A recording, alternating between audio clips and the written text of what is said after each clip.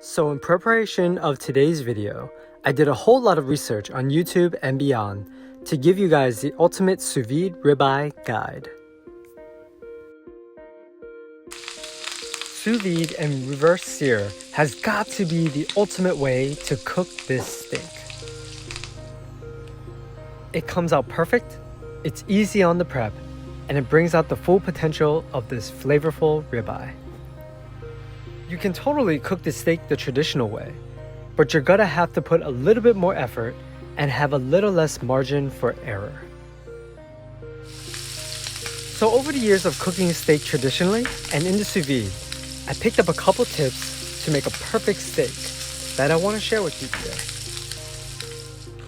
So today we're going to be working with some dry-aged prime ribeye. So why pay more for dry aging? Well, this concentrates the flavor due to moisture loss and the breakdown of enzymes into sugars, fatty acids, and amino acids like glutamate, which translates into umami. So to bring out these beefy flavors, we're going to want to keep it simple and stick with the S&P. With the salt, we want to keep with the coarse kosher salt that dries the moisture out of the steak, then creates a brine that is then reabsorbed back into the steak. And during this process, the lean muscle proteins in the meat are broken down to be made juicier and more tender. As for the pepper, always stick to freshly ground so that it stays bright and fruity. Unfortunately, the pre-ground spices already expose the flavor contributing oils to oxidation, and you lose out on a whole lot of potential. So the best way to prep your steak is to season it at least 1 hour before cooking, which is about the same time it takes for me to actually pick a show to watch on Netflix. Why is this so hard?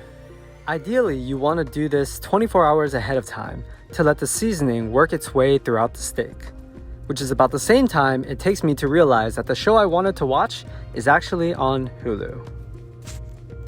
If I'm prepping this ahead of time, I'll season a couple steaks, leave it uncovered in the fridge for 24 hours, then vacuum seal them and let them rest in the freezer.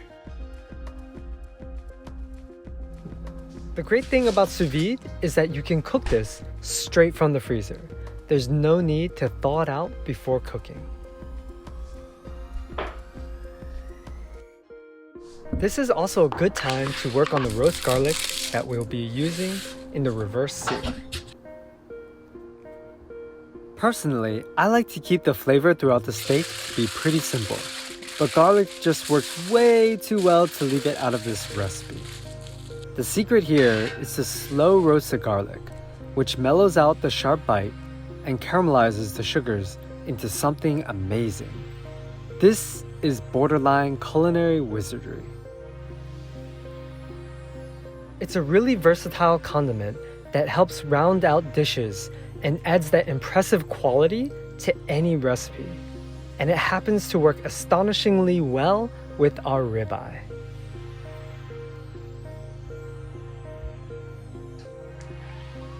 So let's execute on this perfect ribeye by starting in the sous vide. Grab a sous vide bag and double roll the top so the juices, seasoning, or brine don't get in the way of a good seal.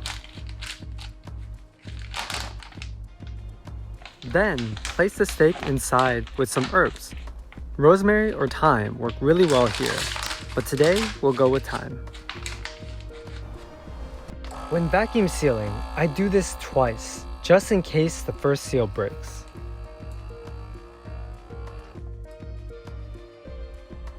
I've had it break before, and it gets really messy in the water bath and might clog up the immersion circulator. We're going to cook this gently at 120 degrees Fahrenheit or 49 degrees Celsius for 1 hour per inch of thickness. So this steak is about 1.5 inches, so we'll leave it in the water bath for about an hour and a half. You don't have to worry about carryover cooking here because the water bath is heated exactly to the right temperature. So the timing is a lot less important when cooking this traditionally, and you can focus on other things in the kitchen.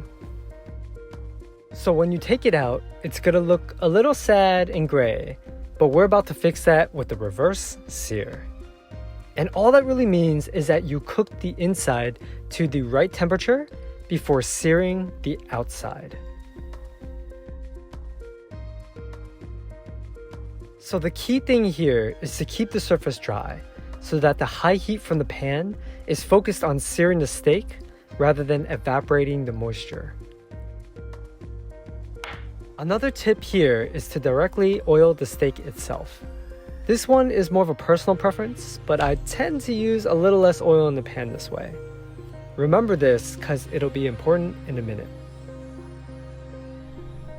So a cast iron pan is ideal here because it has great heat retention.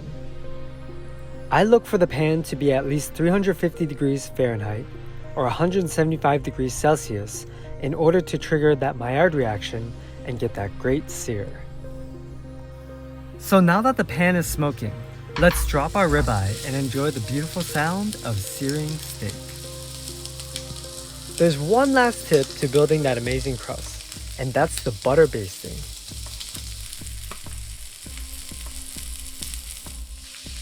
Put a couple pads of butter in the pan to brown. Then add the slow roasted garlic cloves and some fresh thyme to infuse the butter with more flavor. Then get to basting. This serves to deepen the crust on the outside, infuse it with a burst of flavor, and it helps the steak cook more quickly and evenly. You'll start to infuse the butter with the herbs and toast the butter's milk proteins to get that toasty and nutty flavor in the crust. Honestly, when push comes to shove, I'd trade that perfect edge-to-edge doneness for a more deeply browned crust with the crackling crispiness and that profound flavor of roasted meat. Now that you've got this beautiful piece of ribeye, you can go ahead and slice right into it. No need to wait for the meat to rest and the juices to recirculate. Oftentimes, I've found the sous vide method to be slightly juicier than when I cook the ribeye the traditional way. There's also a couple different side seasonings that I like to serve this up with. Truffle salt for finishing, wasabi infused and smoked salt, and this Japanese yuzu kosho seasoning that goes surprisingly well with this ribeye. I hope you like this guide, and let me know if you're interested in seeing any other sous vide recipes. See you in the next one, when it's time to eat again.